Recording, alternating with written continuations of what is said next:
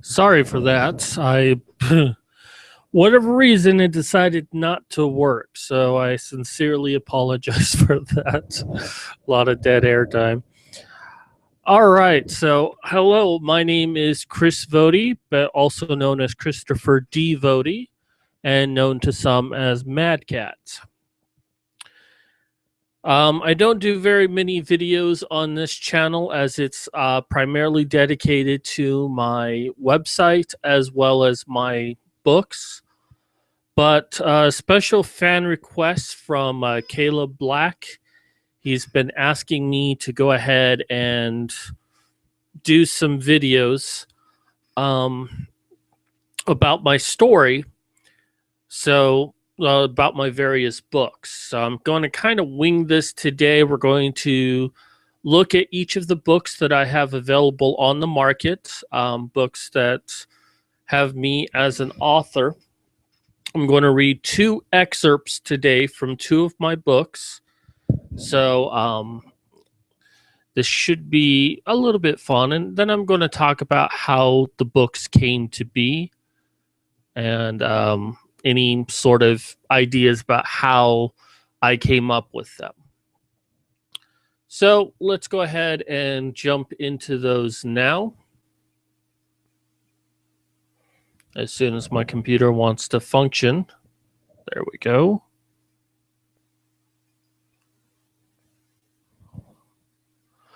Now we start with scraping by. Funny how when I wrote this story, I didn't realize that one day I would be scraping by in my life. Now this story, it's about a man named Rodier. He's a scavenger. He's basically scavenges battles, like space battles that happen, and he goes and he like tries to take anything valuable and turn it in for a profit. Now, he's not really that great of a man. He's quite deplorable, honestly. But by the end of the story, I wanted to create a story that kind of encapsulates Psycho. Not the plot of Psycho, but what happened for the movie Psycho. And when it was first released, the movie Psycho, there's a lot of big hoopla about the main actress. And back then, people went to see movies just because of the people who were in them and not necessarily for the story itself. And of course, within 30 minutes, the primary actress dies, which was unheard of back then. For a major movie production, for the main actress, the reason why people went to go see the movie, for her to die, just wasn't done. So when Psycho did it, people were like shocked. But something else ended up happening. That even though it was Norman Bates who basically killed her, people actually started to root for the character. So in a way, I was trying to do that. I mean, he's not evil, my character, Rodier. He's not evil by any stretch of the imagination, but he's not someone you'd want to know. I mean, there's a scene in here where he's in a zero atmosphere environment trying to get a computer set up and starts fondling a dead body. So, but definitely by the end, you're kind of rooting for him because pirates show up and wants to take his the thing that he's salvaging, and he doesn't want to give it up without a fight. So, this was only about 15 pages. It's actually 12 pages long. It's a really short story. Now, the purpose of this story was to just write something up real quick to kind of put something out there. I wanted to see how the process was done. Now, it says September 18th, 2015, but I actually released this, I think, about March 2012. I don't know why it changed the publication date there. But that's when the story was actually hit the market. And, I just wanted to sell it for real cheap, and I just wanted to see how everything worked. Just go through the process one time myself. So I created a simple story, um, and it's gotten some good feedback.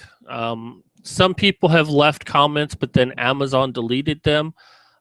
Eve's Folly, she states, "This is a beautiful and sad story of one desperate scavenger's life of loneliness, desperation, and degradation in space.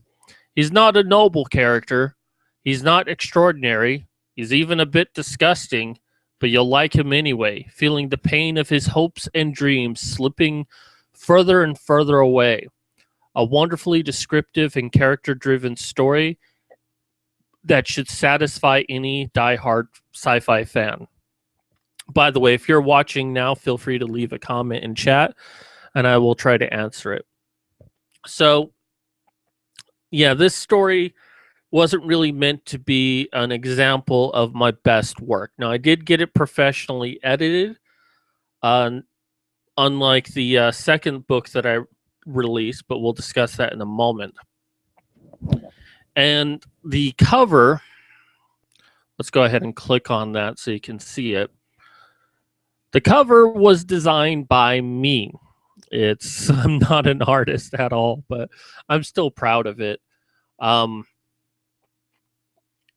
you can see the free preview here. Since it's only like 15 pages, you're not going to get that much of a preview for it, but it still gives you a little bit of exposition. This was a fun story to write, and I had thought about maybe releasing this for free since it's only 15 pages, and I may still do that one day, but for now, it's 99 cents. It's a good, fast read. Should take you about 30 minutes at most to read it, unless you're super fast. Then it'll take you 5 minutes to read it. But so let's jump on to my second book, Terran Psychosis. Terran Psychosis, funny enough, started off as a 6-page joke. That's it. It was just a joke that took 6 pages to tell. Pretty much the joke was the second chapter and like the first few paragraphs of chapter 2.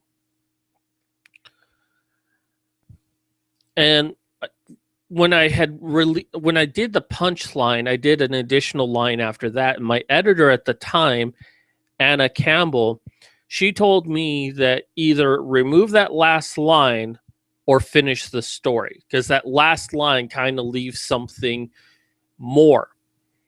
So I ended up adding to the story, and she told me a few times to keep pushing it on to get more, because there needed to be a better resolution to the story. And then I added the whole first chapter for a little bit of an exposition dump. Basically, and I can't go into too many details because while the story is longer, it's only about twice as long. It's about 36 pages long. So it's actually 3 times longer than the original story, because that was only 12. So 3, 36, voila. It's about 33 pages long in actuality. All the extra pages that I have to do, like the title and about the author, stuff like that. So I can't go into too much details without releasing too much about the story, but the basic premise of Terran Psychosis is that basically a man in an insane asylum thinks he's an alien. And there's a doctor that they bring in, that the hospital brings in to try to better understand the patient. Is he crazy? Is he telling the truth? What's going on here? Now, a lot of people immediately draw parallels to the movie K-Pax. And yeah, based on that description alone, yeah, you can see how it would be a similar plot. But once you read the story, you're going to see pretty quickly how it's not like the movie K-Pax. Only the synopsis is like the movie K-Pax. Now, I list Natasha Duncan Drake as illustrator. When she read my story, she liked it so much, she just designed a cover for me and then said, "Hey, Jake, what do you think of this cover?" I'm like, "Oh, it's nice. Well, here, have it." So, because the original cover that I used for Terran's Psychosis was a picture of me in with my glasses on, looking like a psychiatrist. And it wasn't that great of a cover, but you work with what you've got. So, special thank you to Natasha Duncan Drake. Another person who liked the story, but there was like a lot of errors in it, offered to do some editing for me for free to try to improve my story a bit. And I ended up learning a lot about how to write based on his suggestions of what to correct. And it ended up making me a much better writer, in my opinion. But I'm going to go ahead and read an excerpt from this book. Now, this is just the first chapter. It's written in first-person format, first-person point of view. The rest of the story is third-person limited. That's my preference, is third-person limited, but I like to use first-person every now and again, to help push the story forward. So, I'm an alien. Hard to swallow, I can imagine. You probably think I belong in a mental institution. Funny part is, I already am. Despite being in a mental institution, I can tell you it is true. I am a being from another world. Hell, another galaxy if we're keeping score here. I come here to study you. Not you specifically, but all of you. Why are we studying you? To study is to understand. We want to understand you. All the advanced technology we have, and yet we still have to talk to you to get inside your head. We have been to your planet many, many times, watching and waiting. Occasionally you've seen us, but only what we've wanted you to see. In years past, you saw a lot more of us because all we had was television to understand you. Thanks to the internet and social networking websites, we don't need you to see us for us to know what you're thinking. However, nothing quite replaces face-to-face interaction. Truthfully, I'd rather be somewhere else. Most of you are okay, but actual field work is not my cup of tea. I took this job as a way to build some connections and network a little to get a cushier job. But a saying on your planet applies to my situation. Always read the fine print. As I mentioned, we seek to understand you. What do you think about? What makes you tick? More specifically, what will you think of us? It is a concern of ours that you can't handle us.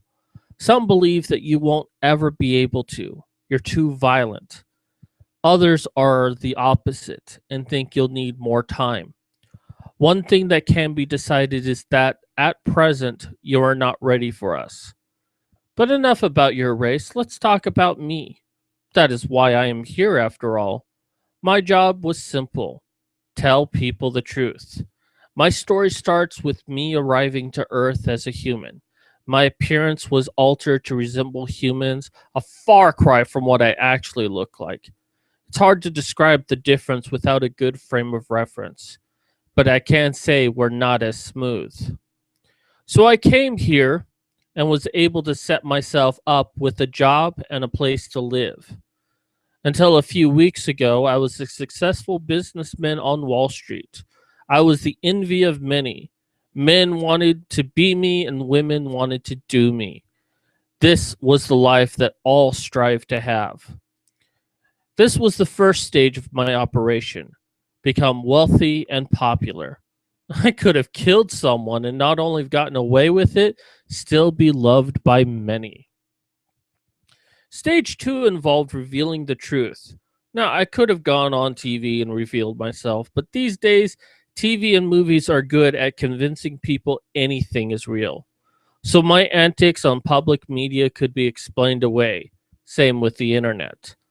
My mission involved me being more direct, more personal. I started telling people, those who claim to be my friends, most people thought I was just trying to be funny. Good old Gordon, he'll do anything for a laugh. Others said that they believed me, but it was obvious they did not. At first, people just fueled the joke, but after a while, people started to get worried about me. They thought that the party drugs might have affected me or damaged me in some way. What you or anyone else for that matter don't know is that drugs and alcohol have no effect on me. I may seem drunk or high, but it's just an act. Others thought it was the stress of the job. The success must have overwhelmed me and I just lost it. I was still successful. My mannerisms hadn't changed in the slightest, despite telling people that it would take humans 500 years just to reach my planet. Not once did anyone consider the possibility that I could be telling the truth. If they did, they were too scared to say anything. They eventually brought a psychologist in to ask me some questions. She tried to be lovely and was careful not to reveal her true intentions. I, of course, saw right through it. She tried to get me to talk about my humanity and being raised as a human. When that failed, she tried to trip me up, and I told her the truth about everything. She was just very frustrated with me and concluded that I needed to be institutionalized. Thanks to my health insurance, I got top of the line. I got into a top of the line institution. And here I now sit in a doctor's office to meet with a new doctor. I've seen 8 doctors in the span of a year. All the doctors were here to either study me or try to make some breakthrough with me. Many stated I was faking it, while others claimed they got what they needed and marked it as a win. I can't imagine this doctor being much different from the rest. But what choice do I have? My mission is not over, and the hospital is not looking to let me go. So I do what I'm told. I sit in his office waiting for him to come. I can tell he doesn't actually work here. There are no pictures on the wall or degrees, just a desk and a chair. I'd wager this doctor is visiting this hospital just to interview me. I'd say I'm honored. However, this is just another song and dance for me. I am still in a straitjacket. While I've tried to prove I can be trusted, they do so less as I am a danger to others and more of a fear they have of me. I don't mind the jacket, not like it's really restraining me. I'm only doing as ordered, cooperating with you humans. Don't worry, very soon I'll be off this planet and you can pretend I never existed. Excuse me. So that's the first chapter of Terran Psychosis. I'm very proud of this book, and to date, it's been my most successful book. As you can see, I have 10 reviews and 4.5 average rating. I have not received less than 4 stars for this book. The thing that most people like about it is all the twists and turns that this book takes. Now, there's a lot of story in this book within a short span of time. But as I mentioned, it was about 3 times longer than my previous book. Now, both of these books, Scraping By and Terran Psychosis, I intend to release on other markets. I haven't gotten a chance to do that yet, but that is a goal for the future. Terran Psychosis is a part of a series that I haven't gotten really a chance to work on, but it is something I plan to work on in the future. And I do have such a great story for that. But in order to tell you what that is, I'd have to reveal what the book is about, and I'm not going to do that. So it's definitely worth checking out, though. The next book we're going to take a look at, it's not actually my book, but it's actually a collection of indie writers. Now, the idea for this book was, as an indie writer, we get a lot of bad press that we can't hack it as real writers, that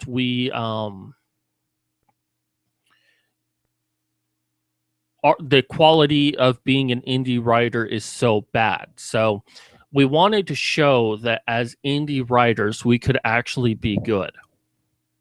And that's what created this book. And these are the authors that are featured in this book. You can see my name right here on the third spot.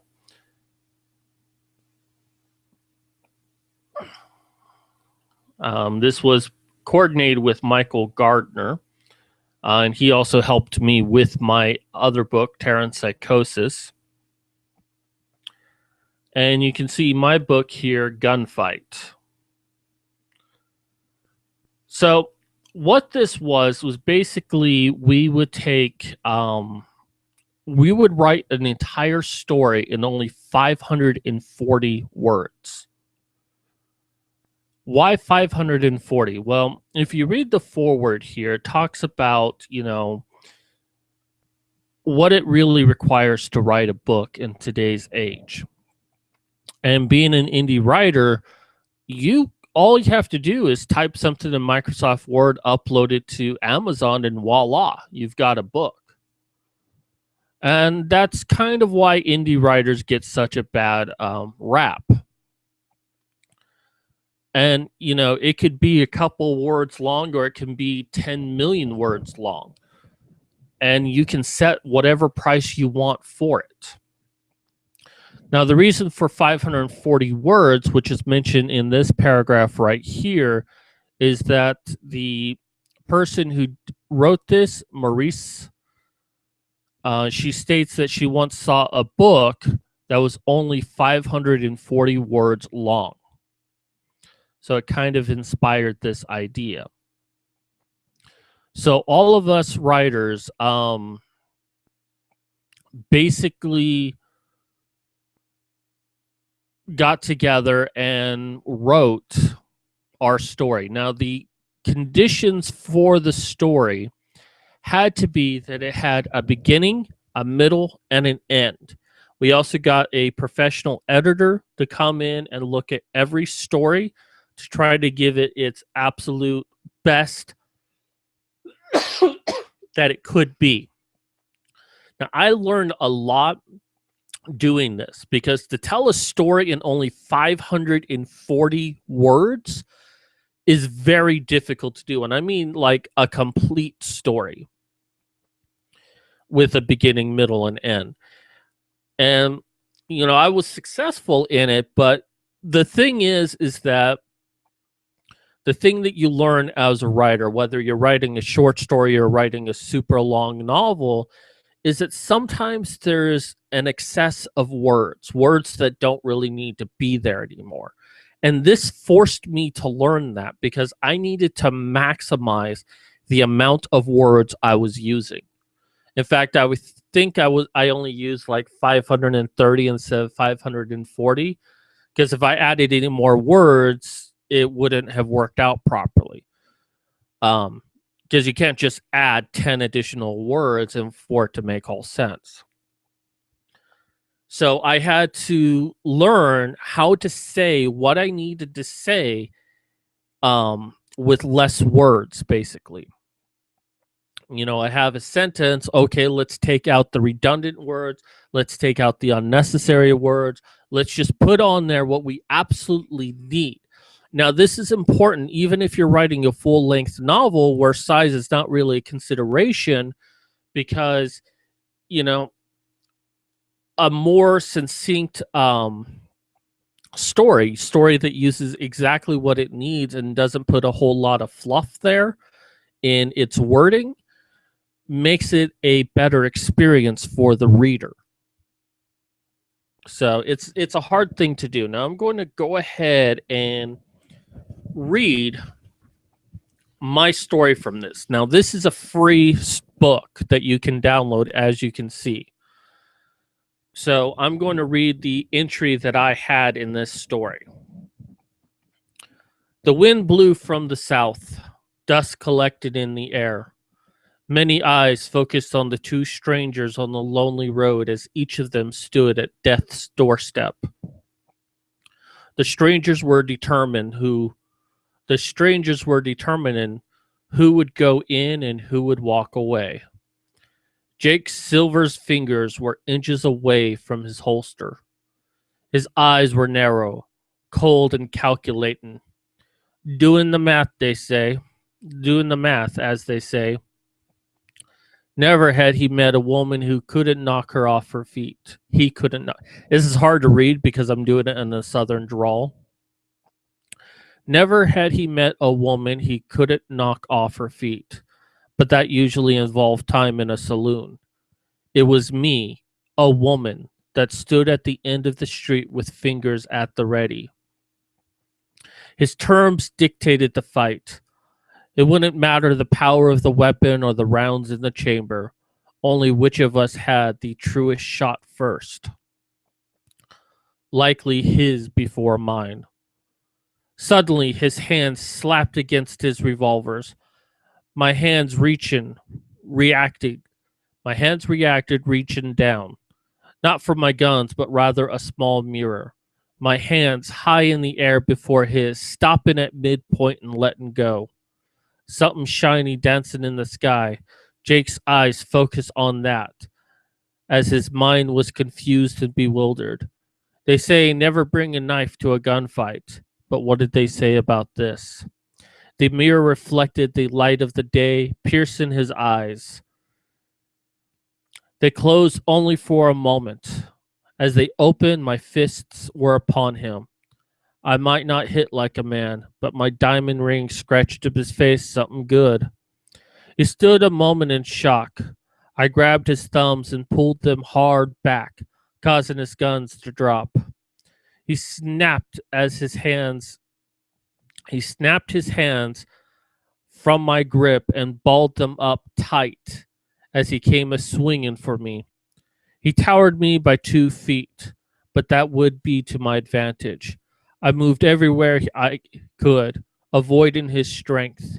His fierce punch injured the air, and I met his strike with a kick to his gut. As well built as he was, even he let out a groan. His breath quickly returned as he retook the advantage. He landed a hit right on my nose, putting me in a daze. He grabbed my hair and turned me around, snatching my gun. Nice little stunt there, Jake said. But it got you nothing. It got me more than you realize, handsome, I responded. I began fighting against him, trying to break free. He grabbed me by the jaw and pressed on the trigger. He pressed again on the trigger. And again. Just a series of clicks. Rule 1 to a knockdown, drag-out fight. Never bring a loaded gun. His focus turned towards the gun and I broke free. I turned and kicked his vulnerability. Didn't wait for him to react, did it again. No man can take an abuse like that. If he resorts to hair pulling, then his testicles are fair game. He fell to his knees, tears in his eyes. A quick heel to his chin laid him out cold. I grabbed my cuffs from my belt and slapped them on. A good bounty there is for Jake, and when he comes to, turn his ass in. Party in the saloon tonight. drinks are on me.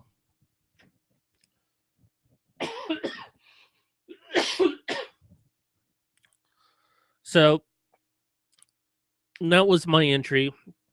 Oh God, my head's starting to hurt.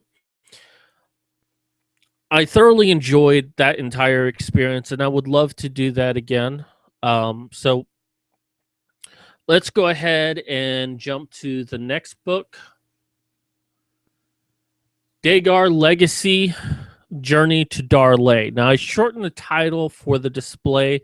The full title is Dagar Legacy .5, Templar 5, Journey to Darley, because all of the stories that I do for this is going to be related to Templar 5. That is the first book. When I do the second book, there are going to be some books that are associated with that. So they're going to share the title. But I shortened it because Amazon kept getting confused. It kept thinking they were the same book for some reason. So I had to shorten the title so it could understand that they were two separate books. Now, I'm not going to do any reading for this, but Dagar Legacy, I started the idea with this in 2008. Although the idea back then was far different than it is today. Now, this was also during the time that Twilight was popular, but at that time, I have never heard of Twilight. In fact, the only time I ever when I finally did hear of Twilight, it was like 2008. And one thing that people said to me when I told them about this story is like, oh, it's a lot like Twilight. And I'm like, what? What the hell is that? And it's not. It was nothing like Twilight at all. But people hear vampires and think Twilight. And there you go. So the original story actually took place like 500 years in the future from when this book takes place. But it was also an alternate world. It wasn't our planet necessarily. The story kind of dealt with the concept of the problems of immortality, that the reason why vampires were evil was not because they had a predisposition for it, but because they were powerful and they lived a long time. And the story kind of explored what it would be like to live forever and how one might be in that situation. However, I had a lot of problems with the story. I couldn't exactly get it to work out the way I wanted to, but I didn't want to give up on the story. So I'm like, well, let's start with the origin story. Let's at least do one book where we talk about that. And that kind of started a new, different direction.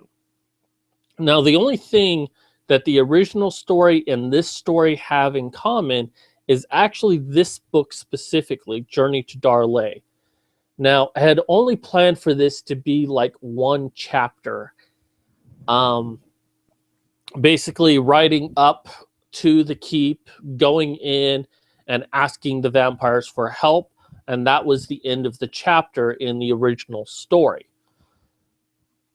When I started doing this, it's like, okay, well, this is going to be a prologue. But the problem with prologues is people don't read prologues.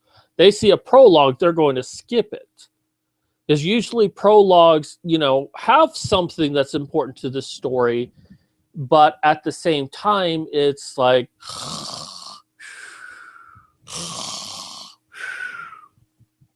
no one wants to read it. And oftentimes writers ask, well, should I have a prologue in my story? And I'll tell you, no, don't have a prologue in your story. If you're going to have one, change it to chapter 1 so people will read it. Or find a way to discuss that information in the rest of your story. Or as a flashback, if you will. But when I started doing this, I decided that what I was going to do instead is I was going to have the prologue be its own book, a free download. Now, down below in the below the video is going to be links to all of these books. I included where you can get this book for free. Because on Amazon, it doesn't really let you set it for free. You have to set it for 99 cents. Yeah, there's a little thing where you can say, hey, it's cheaper over here. But I don't think Amazon really pays attention to that unless there's a lot of people. It's not really a big deal because I'll probably change it to 99 cents after 6 to 8 months after it's been released. So it's not a huge deal. And, you know, it's only 99 cents and people want to donate an extra dollar to me. There you go. So I decided that I was going to make this its own book. And when I made that decision, I decided to fill out the story a lot more. So I ended up adding extra elements, which actually proved very helpful for the main book because there's a little bit more character development in here than in the main book, but the main book does play off with this. But this also presented a challenge with the other book, Templar 5, is that I had to make it a book that could stand on its own, that people read this book, they would still get a good experience out of it, even if they didn't read the prologue. So that was one challenge in doing this, but so far I've been complimented on the fact that this book is a standalone book, and it's also a free download. So people can read it, they can check it out, see what they think about it, and then decide to move on to the main one. And when I started writing this was actually interesting. I started about May of 2014. And I was like, okay, I'm going to write this. I'm going to sit down and do this. I started out with a few words, and then I realized I knew nothing about France. I knew nothing about the Middle Ages. I knew nothing about the bubonic plague.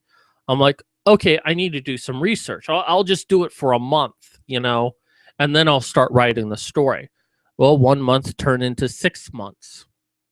It wasn't until November that I actually started trying to write this story.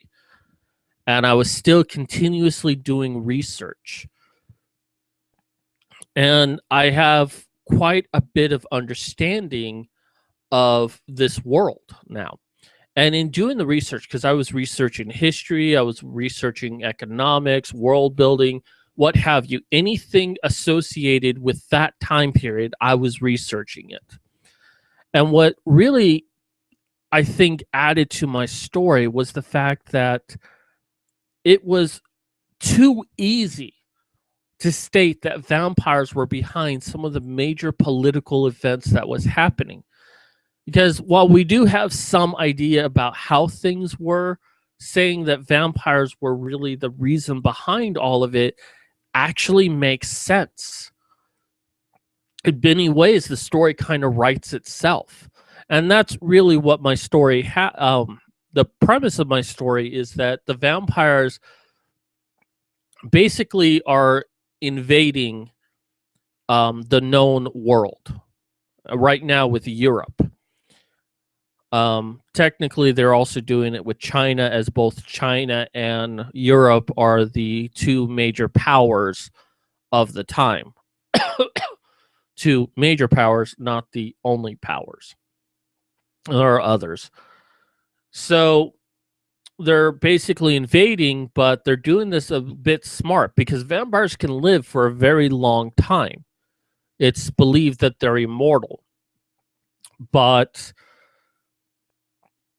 they've been going at this for several hundred years. They've been planning and they've been maneuvering people around like a big chessboard, waiting for their opportunity to attack.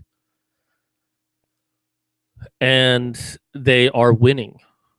So our 4 characters in this book and 5 characters in the next book have to deal with this threat that the vampires are overpowering them, and they're losing thousands per day because of the vampires. Most people actually don't know that vampires are behind this. So the first book is about meeting a group of vampires that might be able to give them some sort of tactical advantage against the vampires. They don't know what, but they know that this group of vampires once helped Charlemagne in the past, and they're hoping they'll do it again. Now, spoiler, they do agree to help, but they want something in return first. They want something. You kind of have to read this story, but what ends up happening in Templar 5 is that they have to capture a living vampire. You know, they can't kill it, they can't decapitate it, they have to actually get it, put it into a cage, and deliver it to the Pope in order to do what they need to do to get the story moving forward again. So that's what this book is about capturing a vampire, but there's a lot more going on as far as the characters themselves. Now, this book, whoopsie. This book is about 70 pages. Now, as I mentioned, Terran Psychosis was about 33 pages, so this is twice as big as that one. And then Templar 5 clocks in at about 140 pages, which is twice as big as Journey to Darley. And of course, this being 30 pages, it's like so much bigger than Terran Psychosis. So, but basically, this is one long story that I did that I broke up into two. So it's like 210 pages long. So now this image here, this was done by a great artist, David Lilly and Liz Lilly. They did the artwork for this. And you'll note that Journey to Darley is focused on the vampire. I asked them to like make this so big that I could easily grab the image, and it still looks very good. Let's go ahead and zoom that image up a little bit. So this is basically Harlan. And this is just a zoom up of him. You know, it's a little bit grady in the background, but I'm not really bothered by that because it's just still so good. Now, when I do the other books that are associated with Templar 5, it'll focus here on Jacques. Now, there are plans right now for about 5 books, but I project that there will be about 15 in the first series. Because again, each of these books is basically a short book. And I think like the first 3 books would constitute one novel. So I'm breaking them up real small. The second book is actually going to be pretty small, and it's going to tell us what the hell Dagar is. Why do we have this name Dagar? And it's going to kind of tell us what that is. Now, what I will say, what it is, now I won't really reveal it, but I will say this, that these group of vampires, Harlan especially, believe that the only way you can really fight the vampires, the only way you can fight your enemy is to become your enemy. I'll let that stay open for a while. I'm sure you'll be like, oh, okay, that's what you're going to do. No, that's not what I'm going to do. But it's similar along the same lines. The second book will actually introduce that. And the second book is going to be short. It's probably going to be 50 pages long. There will be a side book that kind of has a love scene between Jacques and Mercedes. And it's there if anyone wants to read it. I think it involves a sex scene, but I don't know. But it kind of slows down the main story, but I think it's still important to have it as its own little 99-cent book. But, so you got the second book, which is going to kind of set the tone for the rest of the series, even though it's short and it's mostly just an exposition dump story. It's not going to be as good as this one, but it's still important. Then we got the third book, which is going to be called The Other Templar 5, or maybe just The Other 5. And in this book here, Templar 5, we established that there's another group of 5 Templar soldiers. So there's a total of 10 divided up between France and Avedon. And all we know about the other one so far is that it's led by Bertram. Now, of course, I know like the identities of every single one of the characters. And I've planned like almost everything I possibly can right now as far as characterization and world building. The only thing I don't really plan is the story. I have a general idea of where the story is going, but I won't know until I write it. I'm what you call a pantser. So that is basically my books. I do look forward to doing more with the Templar series, but I won't until I have more money. Now, I may release the supplemental books even without a professional editor. I believe I have enough resources that would allow me to continue, would allow me enough editing that it should be good enough, even if it's not perfect. And hopefully I've learned enough along the way that I can survive on my own with it. If I ever do get a professional editor, maybe I will, if I ever make enough money, maybe I'll give those books to the professional editor. I'm not sure if there's going to be 2 or 3 books at this time. I'm still kind of debating on the supplements, but there's definitely going to be 2. So this is my books in a nutshell. Scraping By, Terran Psychosis, Pocket Sized Yarn, Journey to Darley, and Templar 5. I'm really excited by Dagar Legacy. And the funny thing is that, as you can see, I'm primarily a sci-fi writer. In fact, the story in